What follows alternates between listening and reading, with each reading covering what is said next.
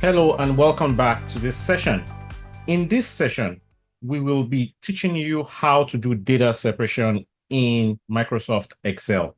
For you to be able to do your data separation in Microsoft Excel, all you need to do is click on the particular role that you want to separate the data from, and then go to your menu ribbon here and click on data. After clicking on data, you will locate text to colon over here that I'm hovering on, and click on text to colon. You will click next and you will select space. Why are we selecting space? Having reviewed this particular data, we realize that it is separated by space.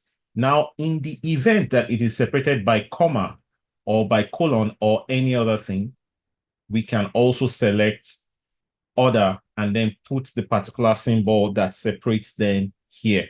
However, in this case, it is not separated by colon or any other symbol. It is only separated by space. So I will click on space and I'll click next, and I will click finish. And here you go. We have been able to separate our data as we want it.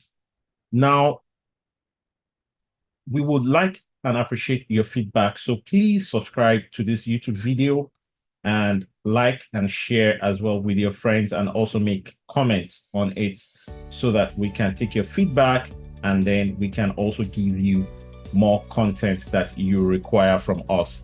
Thank you very much, and see you in the next video when we'll be talking about another topic in Microsoft Excel.